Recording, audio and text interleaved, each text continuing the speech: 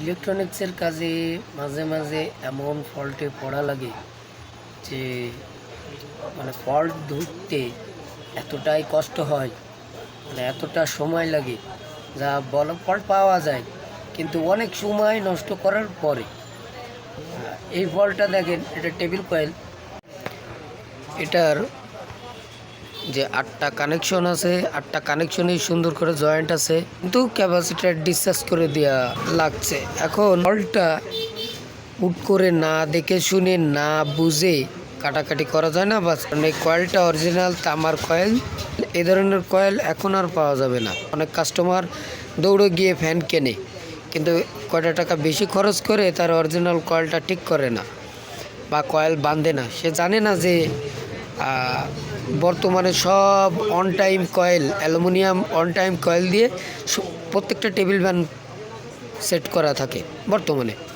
এগুলো আগের ফ্যান বা কয়েক বছর আগেও তামার কয়েল ছিল, এটাও একেবারে অরিজিনাল কয়েল। এখানে আর একটা আছে ঝামেলাপূর্ণ কাজ, খুব কষ্টদায়ক কাজ। কালেকশন সব সুতো কাটতে হবে, কেটে কানেকশন মিলিয়ে তারপরে এই কয়েলটা রেডি করা লাগবে। অরিজিনালটাই তো চালু হচ্ছে, কয়েলগুলো অরিজিনাল একেবারে, আর এর স্পিডও খুব ভালো। এটা ফল্টটা হচ্ছে আমি পেয়েছি, কিন্তু কাটাকাটি করার আগে আমি একটু দেখাই। লাইন দিচ্ছি, সুইচ আছে, সুইচটা বন্ধ করে নিলাম।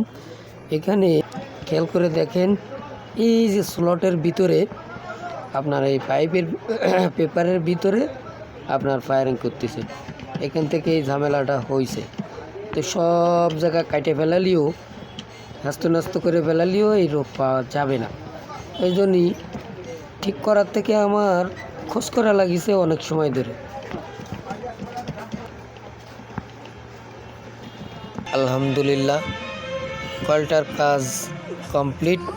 অনেক সময় লেগেছে, কারণ লিড সবকটা খুলে রূপ ধরতে হয়েছে। তো এই স্লটটাই কাজ করেছে এই জায়গায়, এর ভিতরে সমস্যা ছিল, ওখানে কেটে কাজ করে আবার পেপার ঢুকে তারপর বার্নিশ করে দেওয়া হয়েছে এই জায়গায়। কাজটা যতটা সহজ দেখাচ্ছে, করাটা ততটা সহজ না।